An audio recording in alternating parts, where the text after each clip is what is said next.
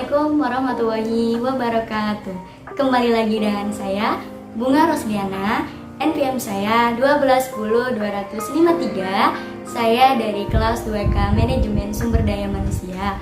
Di sini saya akan kembali membahas tentang organisasi loh teman-teman. Tetapi ada tambahannya. Iya, materi yang saya bawakan adalah budaya manajemen pengetahuan organisasi. Yuk, mari kita simak videonya. Budaya manajemen pengetahuan organisasi. Konsep budaya manajemen organisasi. Budaya sebagai kompleksitas, asumsi tingkah laku cerita, mitos, metafora, dan berbagai ide lain menjadi satu untuk menentukan apa arti menjadi anggota masyarakat tertentu. Adapun menurut Muljono 2003, budaya adalah pola semua suasana, material, atau semua perilaku yang sudah diadopsi masyarakat sebagai cara tradisional sebagai pemecahan masalah anggotanya. Manajemen mencakup 5 hal nih teman-teman. Yang pertama, mengkoordinasikan SDM, material, dan keuangan ke arah tercapai tujuan organisasi yang efektif dan efisien. Yang kedua, menghubungkan organisasi dengan lingkungan luar dan menanggapi kebutuhan masyarakat. Yang ketiga, mengembangkan iklim organisasi di mana orang dapat mengejar sasaran perseorangan dan sasaran bersama. Yang keempat, merencanakan fungsi tertentu yang dapat diterapkan seperti menentukan sasaran, merencanakan, merakit sumber daya, mengorganisir, melaksanakan, dan mengawasi. Dan yang kelima, melaksanakan berbagai peran antar pribadi, informasional, dan memutuskan. Sudut pandang budaya di sini terbagi menjadi 3. Yang pertama, budaya merupakan produk konteks pasar-pasar di tempat organisasi beroperasi, peraturan yang menekan, dan sebagainya. Yang kedua, budaya merupakan produk struktur dan fungsi yang ada dalam organisasi. Misal, organisasi yang tersentralisasi berbeda dengan organisasi yang terdesentralisasi. Dan yang ketiga, budaya merupakan sikap orang dalam pekerjaan mereka. Hal ini berarti produk perjanjian psikologi antara individu dan organisasi.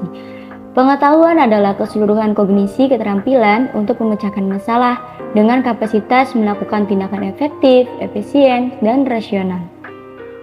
Budaya manajemen pengetahuan menggabungkan ketiga konsep budaya manajemen dan pengetahuan secara konseptual.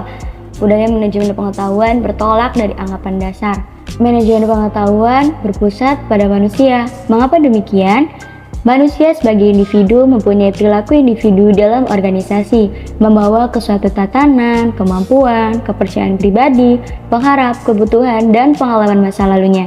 Perilaku individu dalam organisasi menawarkan tantangan dan kesempatan bagi manajer, membantu dan memperbaiki kualitas individu dengan menunjukkan manajer dengan bagaimana memberi kuasa orang-orangnya, merancang, melakukan perubahan dalam organisasi. Pengetahuan sebagian besar berada dalam kepala manusia dalam bentuk tacit knowledge, bukan sistem informasi yang canggih. Salah satu pendekatan yang berpusat pada manusia dengan menemukan budaya kondusif terhadap berjalannya proses dalam manajemen pengetahuan. Budaya sharing pengetahuan ialah inti manajemen pengetahuan adalah knowledge sharing atau knowledge transfer. Karena melalui knowledge sharing terjadi peningkatan nilai dari pengetahuan yang dimiliki oleh perusahaan. Di sini ada 4 kerangka knowledge sharing loh teman-teman. Ada kontributor, fasilitator dan sharing champions, media, dan peserta. Peran dan fungsi budaya terhadap manajemen pengetahuan. Ada leadership atau kepemimpinan, sense of direction, rasa arah, climate, iklim, positive teamwork, kerja tim yang positif, value add system, sistem nilai tambah, enabling struktur, struktur yang memungkinkan, appropriate competence, kompetensi yang sesuai, dan yang terakhir, develop individual, yaitu pengembangan individu.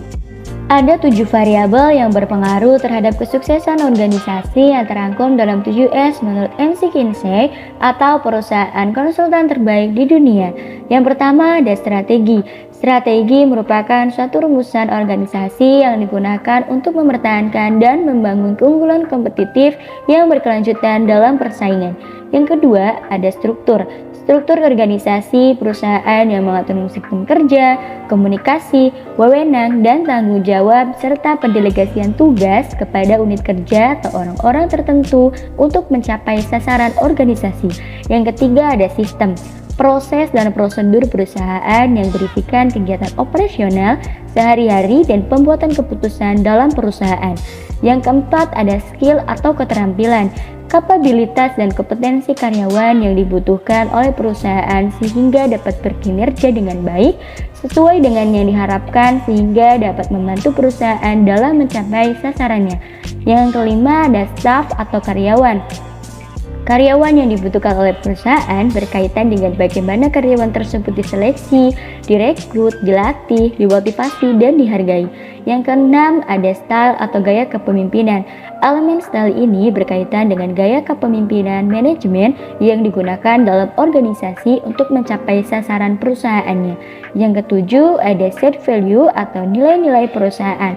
Standar ataupun norma-norma yang menjadi panduan perilaku bagi semua karyawan dan manajemen perusahaan. Nah, teman-teman, itu loh pemaparan materi tentang budaya manajemen pengetahuan organisasi.